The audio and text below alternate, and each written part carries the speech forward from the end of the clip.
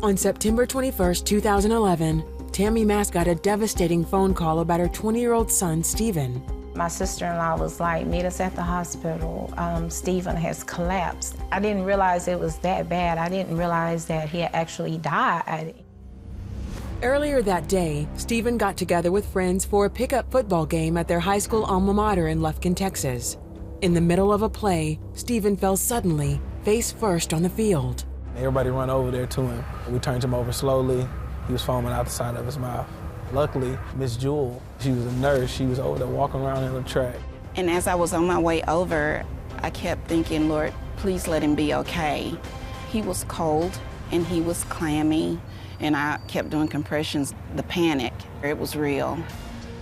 Jewel Randall continued CPR until paramedics arrived and found Stephen in full cardiac arrest. On the way to the hospital, they got a pulse. They took me to the room where Stephen was, and he was hooked up to all these machines. I just started begging God not to take my child, to take my life instead. But doctors said there was nothing more they could do for her son. He was life-flighted to Houston Methodist Hospital, where a team of physicians were ready. Dr. Masroor Khan was Stephen's cardiologist. He was comatose.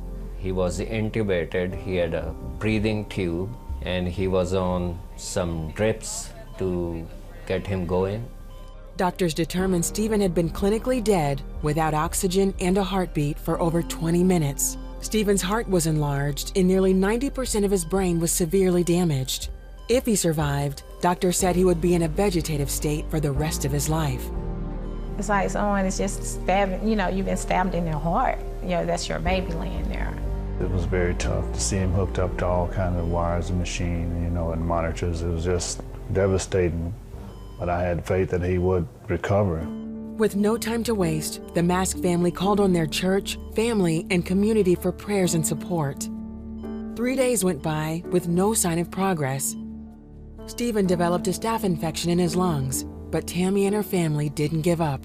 I felt as if God wanted us to fast, so I asked everyone on Facebook, would they please fast and pray for Stephen, that God would spare his life, and not only spare his life, but restore him, make him whole.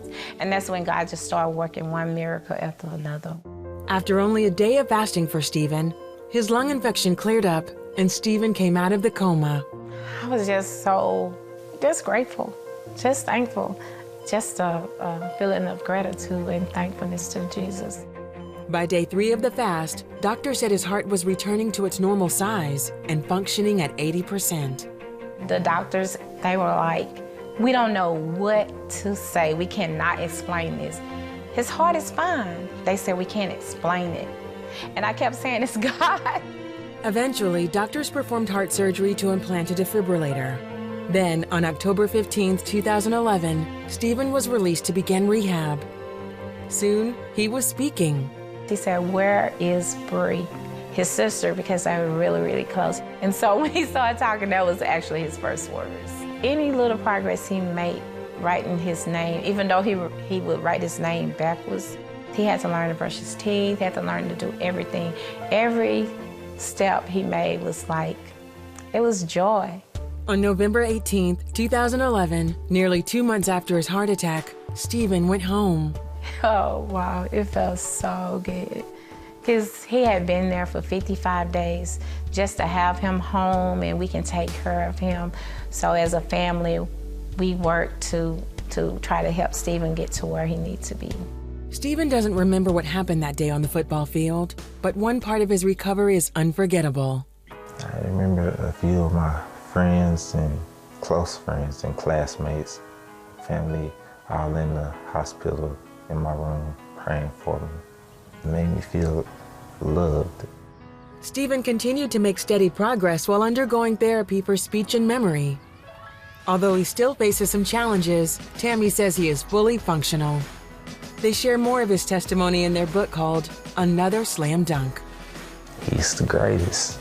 He was able to heal me like I'm just a new person that's been put on this earth. The power of prayer is real. He wouldn't be standing here today if it wasn't for God. I know God answers prayer. Prayer works. Prayer works. He wants us to trust him. Even when you can't see it, it doesn't look good. All he wants us to do is trust him and have faith.